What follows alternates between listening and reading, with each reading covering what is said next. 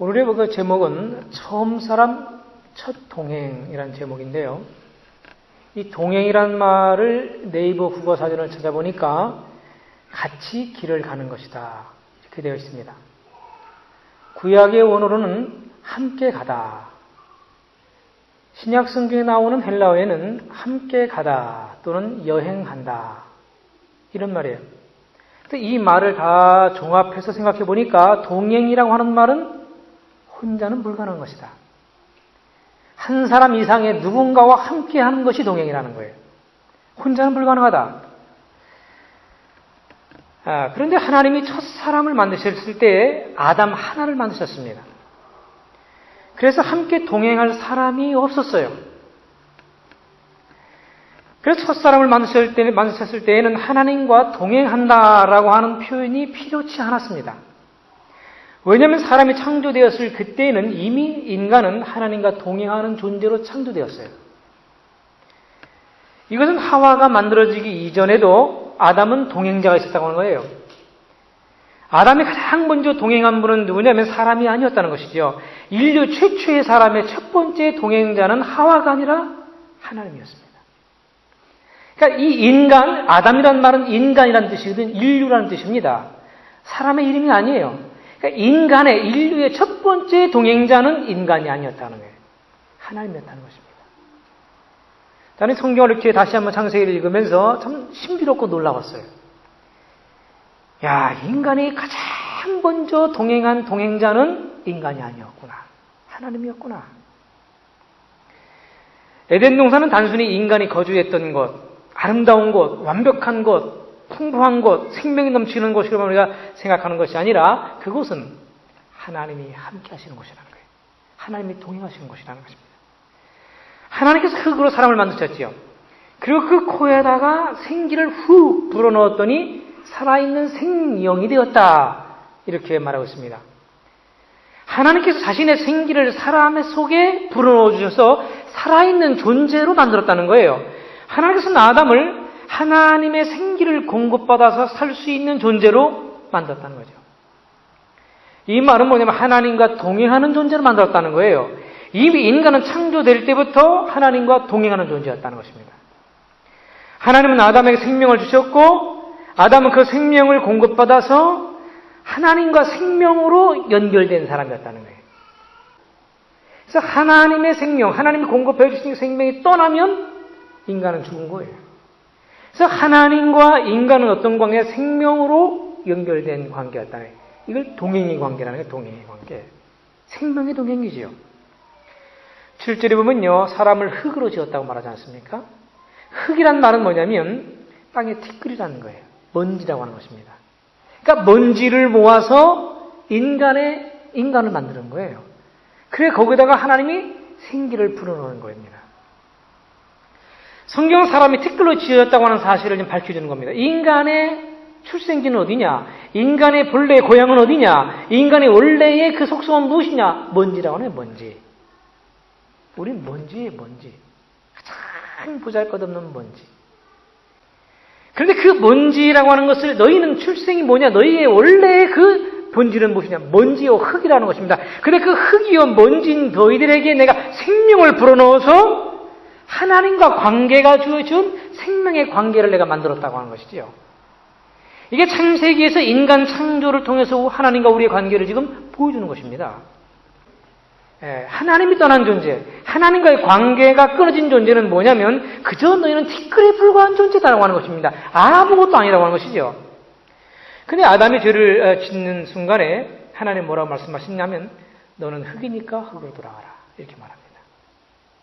티끌인 인간이 하나님과 의로운 관계에 있었을 때의 생명이지만 하나님과의 생명력, 하나님 주신 생명력을 잃어버리면 그 인간은 티끌로 돌아간다는 거예요. 아무것도 없는 무익한 티끌로 돌아간다. 피조물에서 하나님이 떠난 것이 뭐냐? 이게 저주여 심판인 겁니다. 그런데 그 티끌로 만들어진 인간에게 하나님이 생기를 불어넣었습니다. 아니 신기롭잖아요. 놀랍잖아요. 생기라고 하는 것은 뭐냐면 생명의 기운이라는 것이거든요. 그러니까 아담은 뭐냐면 생명 그 자체가 아니라는 것입니다. 단지 생명을 공급받은 존재라고 하는 거예요. 그 성경은 생명의 기운을 소유했던 아담이 어떻게 그 생명을 가진 존재가 되었는가라고 하는 것을 좀 설명하고 있는 것입니다.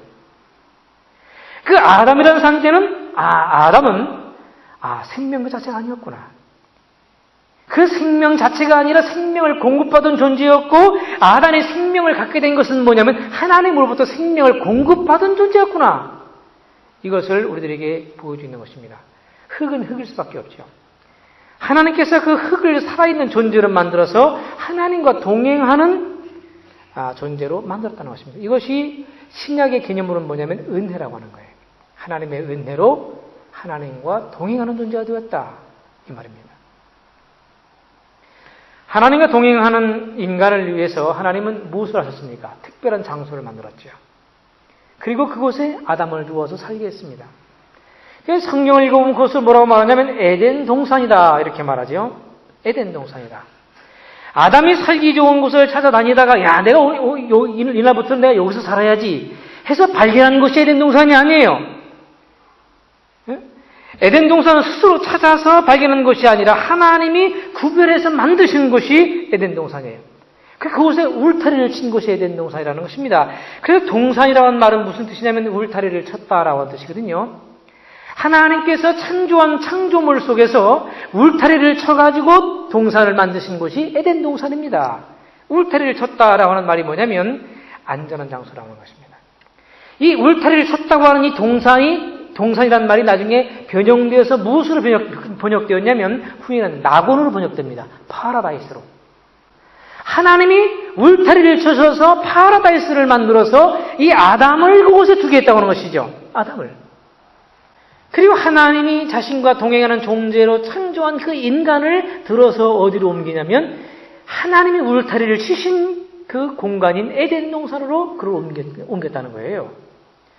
아담은 그러니까 에덴 동산에서 만들어진 것이 아니라 에덴 동산 밖에 있는 흙으로 빚어져서 그 먼지를 모아서 티끌을 모아서 그를 빚어가지고 생기를 불어넣어서 살아있는 존재로 만들어서 그를 들어서 에덴 동산에 두어서 살게 한 거예요.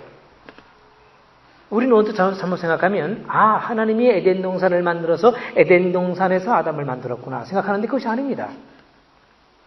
에덴 동산 밖에서 티끌을 모아서 그 인간을 만들어서 하나님의 모양과 형상을 따라서 인간을 만들어서 그곳에 하나님의 생명을 불어넣으셔서 살아있는 존재가 됐을 때에 에덴 동산으로 옮겨서 살게 했다.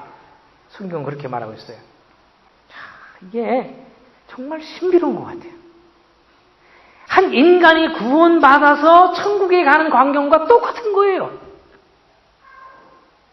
하나님을 알지 못하던 모든 그 사람들이 티끌과 같은 그 인간들이 하나님이 없더라고 하나님도 모르고 살고 있는 그 인간들에게 하나님이 찾아오셔서 그들 속에 생명을 불어넣어 주신 다음에 그들을 어디로 인도하시냐면 영원한 생명이 있는 천국으로 인도하는 거예요.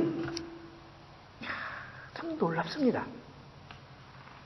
그런데 놀라운 것은 뭐냐면 그 에덴 동산에 가기 위해서 이 아담이 한 일이 있느냐? 아무것도 없습니다. 이 아담이 자기가 흙으로 빚어지고 생명이 그 속으로 들어가기 위해서 살기 위해서 그 아담이 한 일이 있느냐? 아무것도 없습니다. 아무것도 없어요. 전적인 하나님의 은혜로 그를 생명이 있는 존재로 만드셨고 그를 에덴 동산으로 옮겨서 살게 했다고 하는 겁니다. 이게 은혜죠. 이게 하나님의 사랑이죠. 아담이 삶을 시작한 에덴 동산은요. 금으로 꾸며진 곳이 아니에요. 보석으로 꾸며진 곳이 아닙니다. 대리석으로 그냥 의리의리한 집들을 지은 곳이 아니에요. 창조주이신 하나님께서 친히 자연으로 꾸미시고 장식하신 동산이 에덴 동산이에요.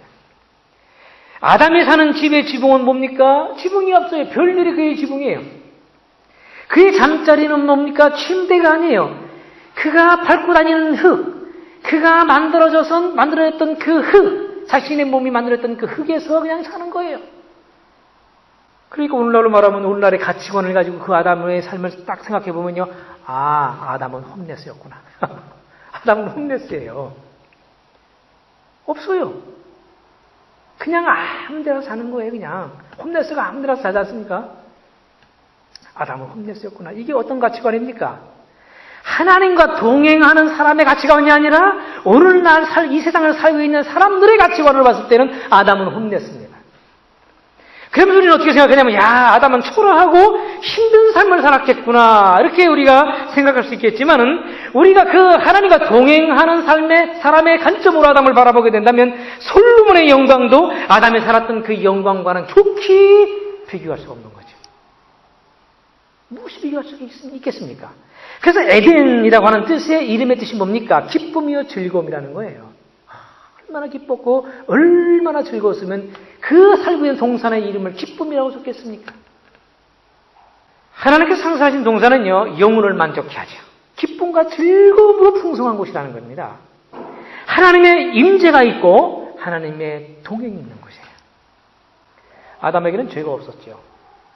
그래서 그는 하나님과 하나가 될 수 있었고 하나님과 동행할 수 있었습니다. 왜냐하면 하나님은 거룩하신 분이기 때문에 죄가 있는 존재는 하나님과 동행할 수가 없어요. 하나님을 볼 수가 없어요. 죽어요. 그래서 하나님은 하나님의 형상을 따라서 그 인간을 거룩하게 만드셔서 하나님하고 동행하는 존재가 됐다고 하는 거예요. 그래서 함께 에덴에서 사신 것이죠. 아담은 하나님 앞에서 하나님을 즐거워하는 겁니다. 그분과 동행하는 거예요. 인간은 티끌인 혀로부터 들려져서 에덴으로 옮겨진 존재예요. 가장 비천한 상태에서 가장 존귀한 상태로 변화되고 옮겨진 존재가 누구냐? 아담이라고 하는 거예요. 아담. 그래서 인간에게는 하나님의 뭐가 필요합니까? 생기가 필요한 존재라고 하는 것을 가르쳐 주는 거예요. 너희가 하나님의 생기 떠나면 먼지야. 너희 하나님의 생기 떠나면 흙이야.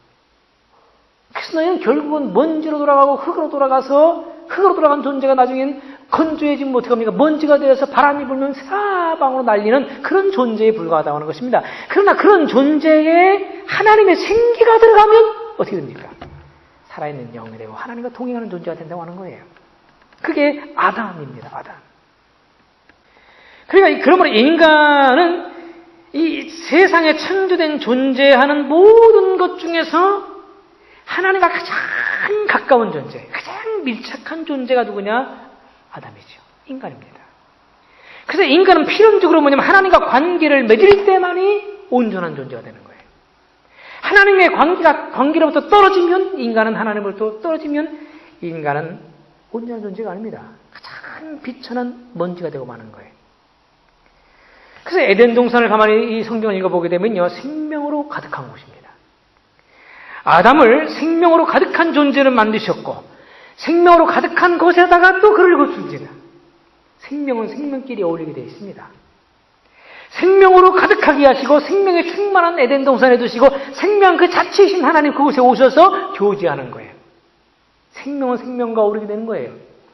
살아있는 영은 예수를 만나서 거듭나서 살아있는 영, 생명을 가진 영은요, 죽은 사람들과는 어울릴 수가 없는 겁니다. 살아있는 존재끼리 어울리게 되어 있는 거예요. 그래서 생명이 가득한 에덴 동산에 주셨는데 에덴 동산에 무엇이 있었습니까? 생명나무가 있었습니다. 선악과가 있었습니다. 그리고 강에 발원지가 있었어요. 중요한 세 가지가 있었다는 것이죠. 생명과일이 있었지요. 선악을 알게 하는 선악과가 있었지요. 강에 발원지가 있었어요. 여러분, 그 생명과도 같은 강이 그 에덴 동산에서 흘러나와요. 그리고 성경 10절을 읽어보게 되면 그 에덴 동산을 먼저 적십니다. 적셨다는 건 뭐예요? 풍요롭게 했다는 것입니다. 풍성하게 했다는 거예요. 그 강은 그 생명이에요, 생명. 그 강이 나와서 에덴 동산을 풍요롭게 하고 에덴 동산을 먼저 적시고 난 다음에 그것이 갑자기 네 줄기로 바뀌면서 에덴 동산 밖으로 흘러나가요. 네 줄기로 나가서 흘렀다고 하는 것은 뭐냐면 항상 성경은 사방을 이야기하는 겁니다. 사방, 동서남북을 얘기하는 거예요. 그러니까 뭡니까? 에덴 동산 밖에 있는 모든 세계를 적셨다고 하는 거예요. 그럼 에덴 동산 세계를 살리고 있는 생명의 물이 어디부터 나왔느냐? 에덴 동산에서 나왔다는 거예요. 그 에덴 동산에 나온 그 물은 무엇이냐? 에덴 동산을 먼저 적셨다고 하는 것이죠. 풍요롭게 한 것입니다. 이 강은 동산을 먼저 쾌적하게 할 뿐만 아니라 동산 밖을 살리는 거예요. 풍요롭게 하는 것입니다. 그런데 이 강이 이 성경 66권 중에서 첫 번째 강인, 이 첫 번째 책인 이 창세기에서 이 강을 우리에게 보여줬다는 게 네 가지 강의 이름이 다 나옵니다. 보석들의 보석들 다. 강의 이름들이. 강을 우리에게 보여주더니 그 성경의 맨 마지막 장인 요한계시록에도 그 강을 우리에게 보여줍니다. 그러면서 요한계시록 22장 1절에 이렇게 말합니다. 요한이 또 그 강을 봤다는 거예요. 또 그가 수정 같은 맑은 생명수의 강을 보았다는 것입니다. 사도 요한이 봤어요. 하늘나라에 가서 봤더니 수정같이 맑은 생명수의 강물을 봤습니다. 그 강을 보았는데 그 강이 흐르고 있는데 어디서부터 흐르냐? 그가 말하기를 뭐라고 말합니까? 하나님과 및 어린 양의 보호자로부터 강이 흐르더라. 강이 어디서부터 흐릅니까? 하나님의 어린 양의 보호자로부터 강물이 흘러나오기 시작합니다. 근데 그 강이 어떤 강이? 생명수의 강이라는 거예요. 강이 흐르더니 길 가운데로 흐르더라. 그러더니 강 좌우에 생명나무가 있는데 12가지 열매를 틀마다 맺힌대. 12가지 열매를 달마다 열매를 맺고 그 잎사귀들은 뭡니까? 망국을 치유하더라. 그러니까 이 보호자 밑에부터 흘렀던 그 생명수의 강은 무슨 길이냐? 치료하고 살리고 생명을 어떻게 합니까? 주는 물이라고 하는 거예요. 어떻습니까? 이 말을 읽어보게 되면 무엇이 생각납니까? 에스겔이 봤던 에스겔에서 47장의 강이 생각나지 않습니까? 에스겔이 봤습니다. 자기 나라는 멸망했지요? 바벨론에서 환상을 보았는데 그 환상 속에서 성전이 보이는데 성전 문주방 밑에서 물이 흘러나오는 거예요. 그럼 동으로 흘러요. 흘러면서 가는 곳곳마다 모든 생물이 살아나기 시작합니다. 풍성한 나무들이 즐비합니다. 그리고 열매가 날마다 마침 맺힙니다. 그러면서 그 잎사귀를 따서 사람들을 치유합니다. 이야, 놀랍잖아요. 그 맥을 창세기의 강으로부터 에스겔의 강으로부터 그리고 요한계시록 22장의 강으로부터 계속 연결이 되고 있는데 그 강물의 근원이 보게 되면 하나의 강이 흘렀다, 발원이 됐다라고 하는데 발원지를 설명해 주지 않더니 요한계시록에서는 보호자로부터 흘렀다라고 말합니다. 그러니까 그 강이 결국 어디부터 흘렀느냐? 하나님으로부터 흘렀다는 것이죠. 하나님으로부터. 그러면 이 강이 훗날에 우리가 뭘 연상해 볼 수 있냐고 하냐면 여러분 십자가 위에 세워진 보호자를 우리가 보게 되지 않습니까? 예수 그리스도가 십자가상에서 흘렸던 그 보혈의 강물이 전 세계에 흐르지 않습니까? 가는 곳곳마다 사람을 살려요. 사람을 치유합니다. 사람에게 생명을 줍니다. 그렇지 않습니까? 놀랍지 않습니까? 그 환상을 우리에게 보여주는 것입니다. 예수 그리스도의 십자가의 복음의 물결이 가는 곳곳마다 사람들이 살아납니다. 표현화됩니다. 그들을 치유합니다. 그러니까 이 에덴 동산의 이 강은 에덴 동산에서 흘러나온 것이 아니라 사실은 하나님으로부터 흘러나온 거예요. 동산 가운데 두 개의 나무가 있다라고 이렇게 얘기합니다. 하나는 생명나무다. 이 나무를 통해서는 우리에게 뭘 보여주냐면 아담이 하나님과 동행하면서 하나님의 말씀에 순종하고 하나님과 동행을 계속 한다면 그에게는 어땠습니까? 무죄의 상태를 계속 유지하면서 하나님이 주신 뭘 받습니까? 은혜를 받고 복을 받아서 영원한 복락을 받을 수 있다고 하는 것이죠. 아담은 이 나무의 열매를 먹고 영원히 살 수도 있었어요. 또 하나 무슨 나무를 보여주냐면 우리가 알고 있는 선악과 나무를 보여줍니다. 그럼 이 선악과는 그 열매 속에 선을 알게 하고 악에 알게 하는 어떤 그 성분이 있어가지고 그것을 먹는 순간에 그 효과가 나타나가지고 선악을 알게 된다고 하는 뜻이 아닙니다.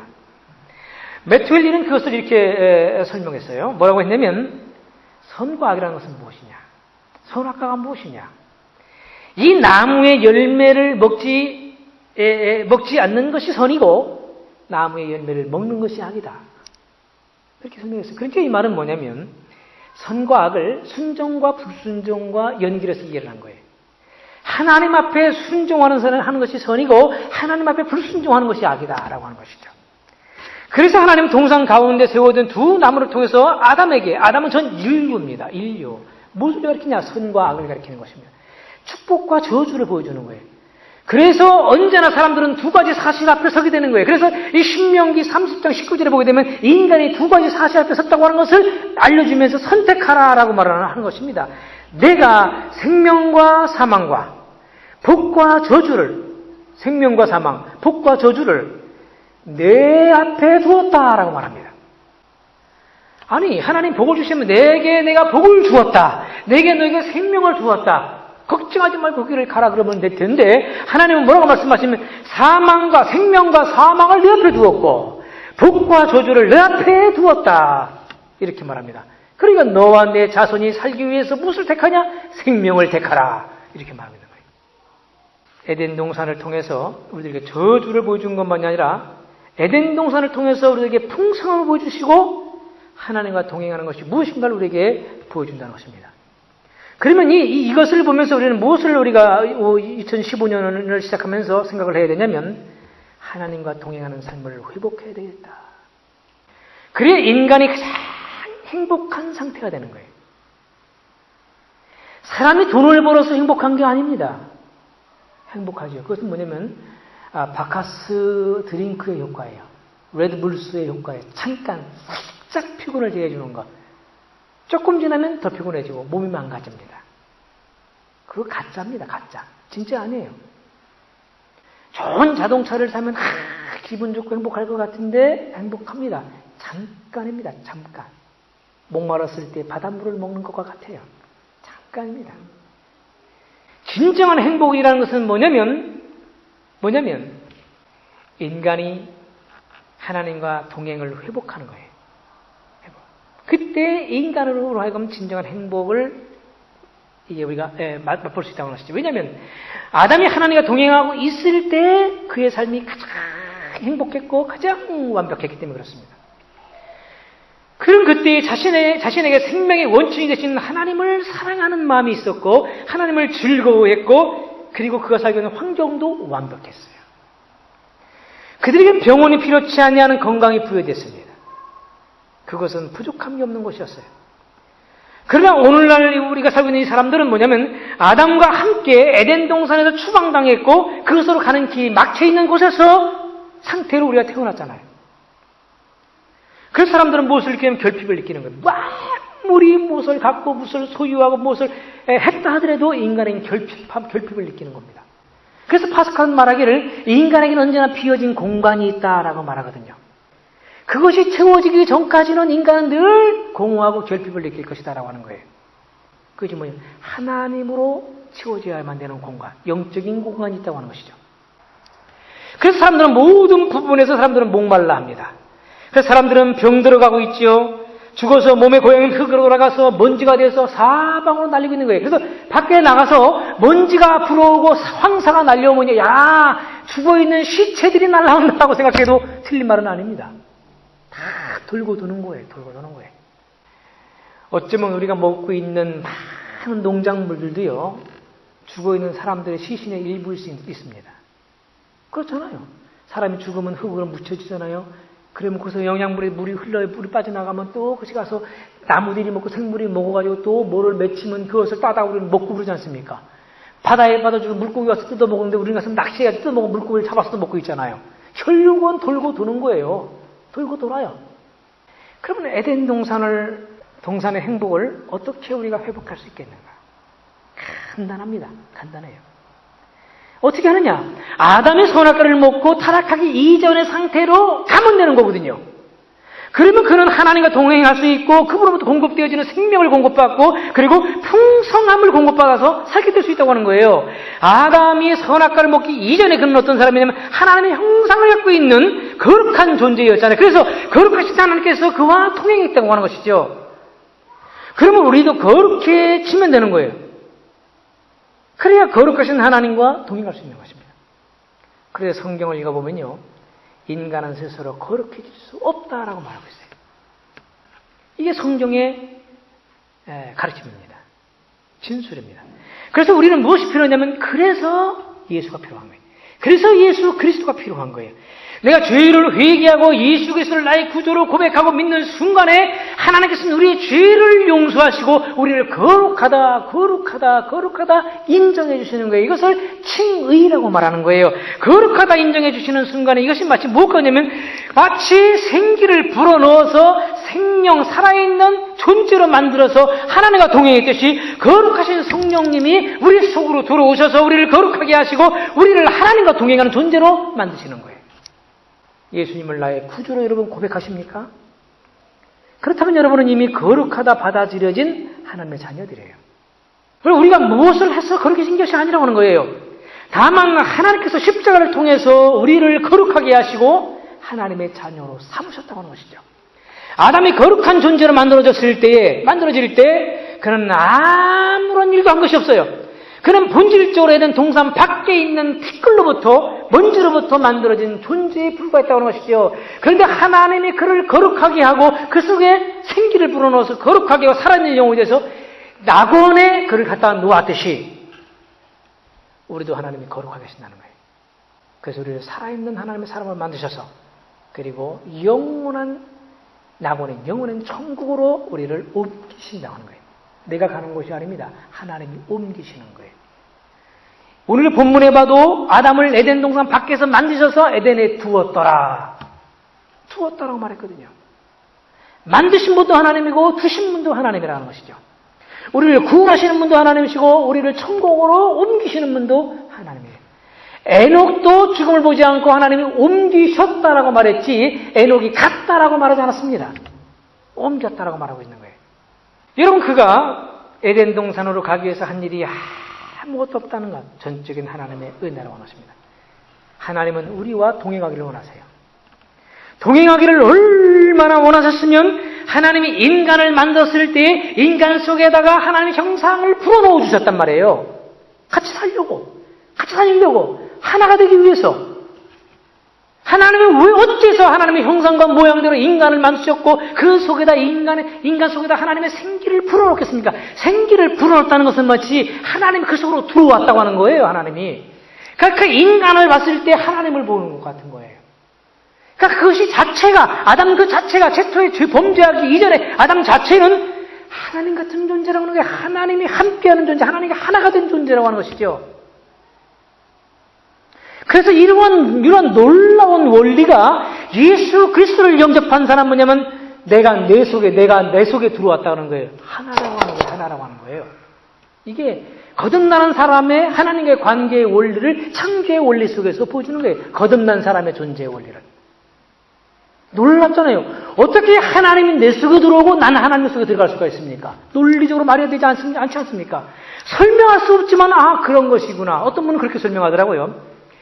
큰 쇳덩어리 하나를 변형시키려고 큰 화로불 있지 않습니까? 큰 불 붙이라는 흙수에다 집어넣었어요.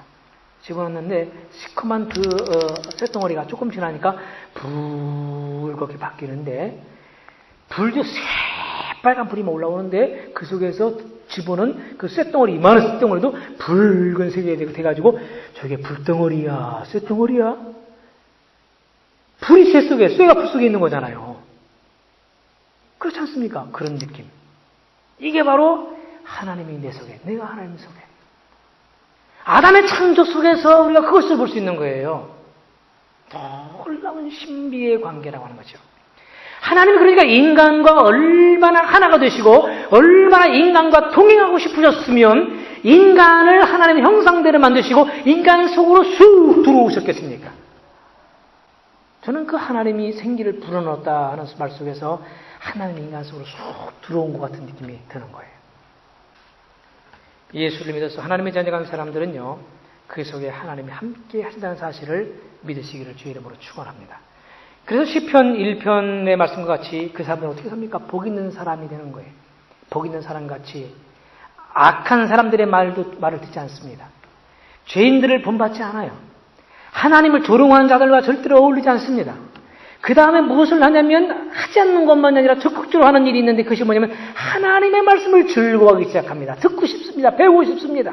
그리고 그 말씀을 막 되새기기 시작해요. 되새기기 시작합니다. 그것을 주야로 묵상한다라고 하는 거예요. 우리와 함께 하신 하나님께서 우리에게 에덴의 복, 아니 그 이상의 천국의 복을 주시기를 원하신다는 사실을 믿으시기 바랍니다. 결론적으로 하는 여러분에게 말씀을 드린다면 하나님과 동행하는 사람은요, 에덴의 복을 받아서 살게 된다고 하는 것입니다. 죄가 없이 거룩하게 만들어진 아담이 하나님과 동행하는 삶을 살았듯이 예수 그리스도의 십자가를 통해서 하나님은 우리를 거룩하게 하시고 하나님과 동행하는 사람을 만드시기 원하신다는 거예요. 그래서 예수님이 이 땅에 계실 때 그 이름을 뭐라고 하라고 했습니까? 저의 이름을 임마누엘이라 하리라. 왜 그렇게 말하라고 했습니까? 임마누엘, 하나님이 우리와 함께 하신다는 거예요. 하나님은 예수님의 이름을 그렇게 지으라고 말했습니다. 그러면 에덴 안에 있던 생명과일을 먹듯이 생명의 떡이신 그리스도를 통해서 영생의 복을 누리게 되는 거예요. 그래서 예수님이 뭐라고 말씀하셨냐면 요한복음 6장 51절에 나는 하늘에서 내려온 떡이다, 살아있는 떡이다 라고 말합니다. 사람이 이 떡을 먹으면 영생하겠다. 마치 에덴 동산에 있었던 생명 과일을 보는 것 같지 않습니까? 강의 발언이 에덴에서 시작돼서 먼저 에덴 동산을 적시었습니다. 그리고 4개로 갈라져서 에덴 동산 밖으로 흘렀어요. 이런 말씀을 통해서 하나님 우리에게 무엇을 보시냐면 우리가 예수를 믿어서 하나님의 자녀가 될 때에 그분과 동행하는 삶이 된다고 하는 거예요. 그러면 하나님의 은혜가 우리의 전 삶을 적시고 말아요. 풍성하게 적셔줍니다. 그 적셔진 하나님의 은혜가 우리의 삶의 현장 속에서 사방으로 흘러가기 시작합니다. 그리고 그것을 적시게 됩니다. 나와 관계하고 있는 사람들에게 흘러서 그들을 적시기 시작합니다. 요셉과 같이 그가 있는 공동체에 흘러서 그 공동체를 살리기 시작합니다. 애굽만 살리는 것이 아니라 애굽에 있는 일대 모든 지역을 살려요. 흐르게 합니다. 이게 하나님과 동행하는 사람의 삶의 결과인 것이죠. 그럼 2015년을 우리가 시작했습니다. 이 15년을 예수 그리스도를 의지해서 하나님과 동행하는 해가 되기를 주의 이름으로 축복합니다. 내 삶에서 하나님의 은혜가 메마르지 아니하고 먼저 내 삶에서 물된 동산과 같이 늘 내 삶에 풍요로운 하나님의 은혜가 있고 그러면서 내 삶을 통해서 사방으로 그 은혜의 물이 흘러가게 되시기를 여러분의 자녀에게도 흘러가고 여러분의 동료들에게도 흘러가고 여러분의 주변에 물이 살짝 스며들어가게 될 수 있도록 그래서 변화가 일어나도 생명이 전달될 수 있도록 그러한 놀라운 복이 하나님과 동행하는 복이 있기를 주의 이름으로 축복합니다.